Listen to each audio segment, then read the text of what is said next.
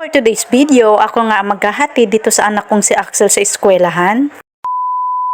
Hello mga kananay, kumare ka Frenny. Another day, another vlog. Ito nga't panibagong araw. At ayan po, aasikasuhin ko na naman itong makulit kong anak. Isa din sa mga struggle ko ang pakainin nga si Axel. Lalong-lalo na nga early in the morning. Alam nyo naman mga kananay, pag bata, hindi talaga masyado kumakain pag umagang-umaga. Katulad ng anak ko. Ayan mga kananay, pahirapan talaga ako sa pagkakain kay Axel. Medyo na-late na rin ako sa pagbibihis ko sa kanya. Natagalan nga talaga yung pagkain niya. Kasi nga mga kananay, medyo wala talagang ganang kumain. Kaya pinilit ko talagang pakainin. Para pagpasok niya ng eskwela ay malaman yung tiyan niya. Kaya ayan, nagmamadali nga akong bihisan siya. Sa mga oras din po niyan mga kananay, nasa 15 minutes na lang po bago mag 7:30. Nagmamadali na talaga ako. Itong anak ko ay sobrang liko. Di mapakali talaga sa iisang lugar. Bilang isang nanay, tayo talagang mag-a-adjust. Siguro sa lahat ng bagay ay tayo talagang nag-a-adjust. Humugod yarn. Pero sa totoo lang mga kananay, lahat naman siguro tayo talagang nag-a-adjust. Lahat ng bagay sa lahat ng pagkakataon at oras. Kita nyo naman yung mukha ko. Yung smile is pilit na pilit yarn.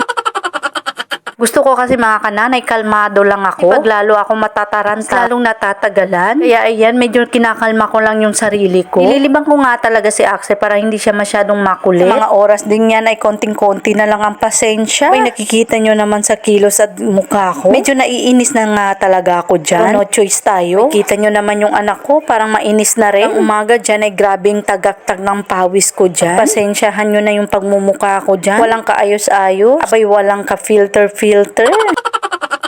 Kitang-kita talagang pagmumukha. Mukhang walang kupas.